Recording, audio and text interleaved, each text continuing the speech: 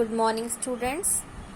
Last class में हमने समास के बारे में पढ़ा था कि समास क्या होता है, समास की परिभाषा को समझा था और समास के भेदों को जाना था कि तत्पुरुष समास होता है, बहुव्रीहि समास होता है, द्वंद्व समास होता है और अव्ययी भाव समास होता है। ठीक है, तो हमने तत्पुरुष समास के कर्म तत्पुरुष को भी पढ़ लिया था। हमने क्या पढ़ा था कि तत्पुरुष समास में वे समासिक शब्द होते हैं जिनके बीच में विभक्तियों का रूप जो होता है वो लोप हो जाता है, उन्हें हम तत्पुरुष समास कहते हैं। लेकिन हमें पता होता है कि इनके बीच में कौन सी विभक्ति लगी हुई है और विभक्ति के आधार पर ही उसको नाम देते हैं। जैसे आगे आपका कर्म को, कर्म का कारक चिन्ह क्या है? को। तो जहां पर को आएगा और या को का लोप हो रहा होगा वहां पर क्या होगा? कर्म तत्पुरुष होगा। देखिए जैसे दिया है यश प्राप्त, इसका विग्रह क्या होता है? यश को प्राप्त।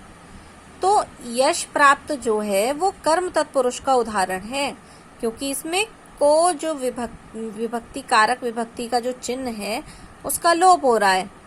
ठीक है, तो जहां जहां पर को का लोप होगा वहां पर कर्म तत्पुरुष होगा। अब देखिए जेब कतरा, जेब को काटने वाला। नरभक्षी, नर को खाने वाला। रथ चालक, रथ को चलाने वाला। इन सब में क्या हो रहा है? को ये जो को है ये विभक्ति चिन्ह है। इस विभक्ति चिन्ह का लोप होकर ये शब्द बने समस्त पद, तो ये हमारा क्या होगा? कर्म तत्पुरुष होगा। यानी जहां पर को का लोप होता है वहां क्या होता है? कर्म तत्पुरुष। आइए अब नेक्स्ट देखते हैं। नेक्स्ट है आपका करण तत्पुरुष। अब देखते हैं करण तत्पुरुष में क्या है।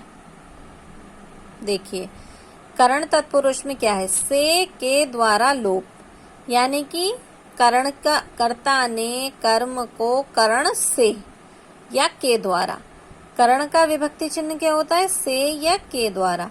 तो अब हम यहाँ पर समस्त पद जो है, जैसे ये है ईश्वर प्रदत्त, तो यहाँ पर विग्रह क्या होगा? ईश्वर के द्वारा किया, प्रदत्त किया हुआ। तो के द्वारा को हमने यहाँ से लोप कर दिया और बचा क्या? ईश्वर प्रदत्त। ऐसे ही रेखांकित, रेखा से अंकित, ये जो से और के द्वारा आया है इन दोनों उदाहरणों में ये क्या है? करण का विभक्ति चिन्ह है, इसलिए इसे करण तत्पुरुष का उदाहरण कहेंगे। अब आपका आगे देखिए गुण युक्त, गुण से युक्त।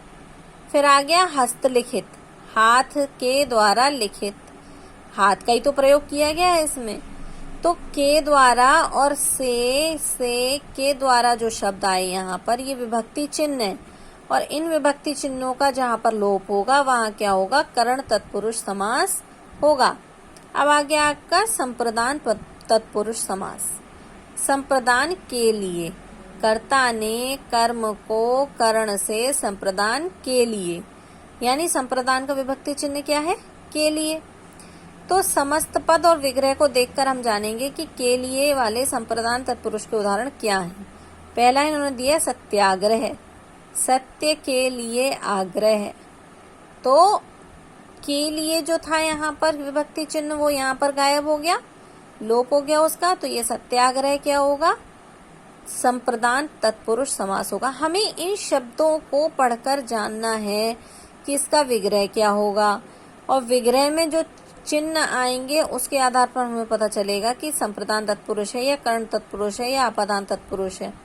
अब देखो ये है जैसे गौशाला, देख लो आप, गौशाला, गौ के लिए शाला, इसमें गाय तो रहती हैं, गायों के लिए, तो गौशाला यानी गौओं के लिए शाला।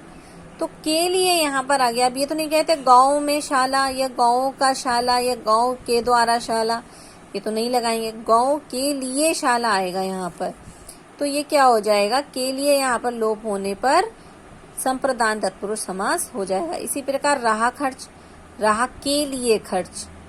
मार्ग व्यय, मार्ग के लिए व्यय। डाक गाड़ी, डाक के लिए गाड़ी। विद्यालय, विद्या के लिए आलय।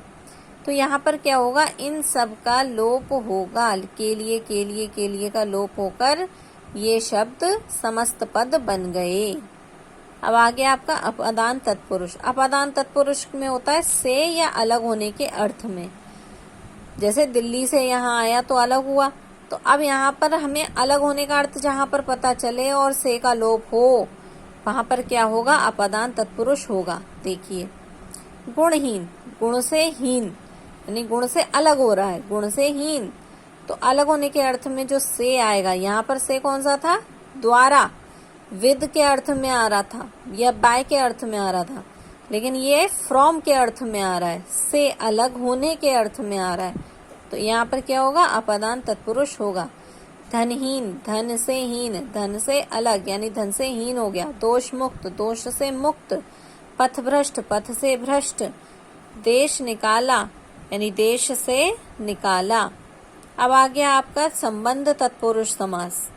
का, की, के का लोप हो, जहां पर का, की, के इन विभक्ति चिन्हों का प्रयोग लोप होगा, वहां पर क्या होगा, संबंध तत्पुरुष समास होगा। जैसे सेनापति, तो सेना का पति, तो का तो लोप हो गया, तो यहाँ पर संबंध तत्पुरुष हो गया। दीनानाथ, दीनों के नाथ। भारतवासी, भारत का वासी। अमृतधारा, अमृत की धारा। राजपुत्र, राजा का पुत्र। गंगा तट, गंगा का तट। इसमें का, के, का, की, का यानी का, की, के इन्हीं विभक्ति चिन्हों का लोप हुआ है, इसलिए यहाँ पर क्या हो गया, संबंध तत्पुरुष हो गया। अब आ गया आपका अधिकरण तत्पुरुष। इसमें में, पर या पर, पे, पर, इन जो विभक्ति चिन्हों का लोप होगा, वहां पर क्या होगा, अधिकरण तत्पुरुष समास होगा। नरोत्तम, नरों में उत्तम। आप बीती, आप पर बीती। घुड़सवार, घोड़े पर सवार। कार्यकुशल, कार्य में कुशल। तो अब यहाँ पर देखिए में, पर और में, इन विभक्ति चिन्हों का लोप हुआ, तो यहाँ पर अधिकरण तत्पुरुष समास होगा। कहने का अर्थ है, जहाँ पर से के द्वारा का होगा वहाँ करण तत्पुरुष होगा, जहाँ के लिए का लोप हो जाएगा वहाँ संप्रदान हो जाएगा, से अलग होने के अर्थ में होगा वहाँ अपादान का हो जाएगा, का, की, के का लोप होगा वहाँ संबंध तत्पुरुष होगा, और में, पे, पर होगा वहाँ पर अधिकरण तत्पुरुष समास होगा। तो आज हमने तत्पुरुष समास के उदाहरणों को बहुत अच्छे से समझा है, इसके भागों को बहुत अच्छे से समझा है। इसको आप रिवाइज करेंगे और इसके उदाहरणों को याद करेंगे। Thank you.